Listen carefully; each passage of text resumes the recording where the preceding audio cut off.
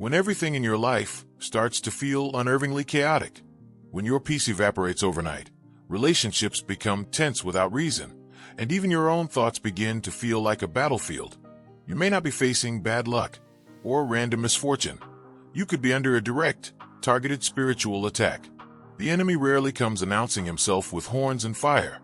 He comes subtly, strategically, often through the cracks in your emotions, your thoughts, and your circumstances, aiming to wear you down until you start doubting God's goodness. One of the first hidden signs is an unexplainable heaviness in your spirit, where joy feels impossible and every small task feels like a burden. This isn't just fatigue. It's the spiritual fog that tries to separate you from the presence of God. Isaiah 61 verse 3. Then comes the sudden surge of temptation in areas you thought you had victory over. The devil studies your history, waits for your moments of weariness, and brings back the very weaknesses you've already surrendered to God, hoping you'll believe you're still chained to them. 1 Peter 5 verse 8. Another clue is when your prayer life and time in the Word suddenly feel dry, forced, or even pointless, because the enemy knows that if he can make you spiritually silent, he can make you spiritually powerless.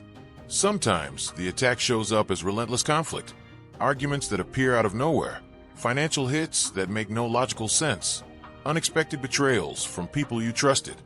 These are not coincidences, but fiery darts aimed at your faith. Ephesians 6 verse 16. And perhaps the most dangerous sign is when you begin to question your calling, your worth, and even God's presence.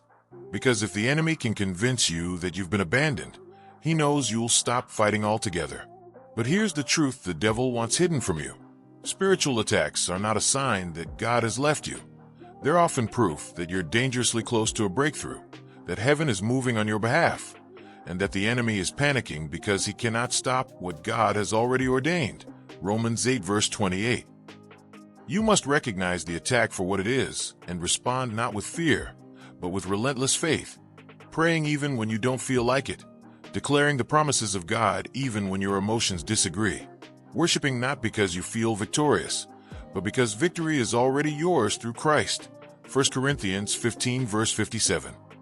Stand your ground, put on the full armor of God, and remember that the very pressure you're feeling is often the final push before the walls fall. So do not retreat, do not compromise, and do not let the enemy's lies rewrite what God has already spoken over your life.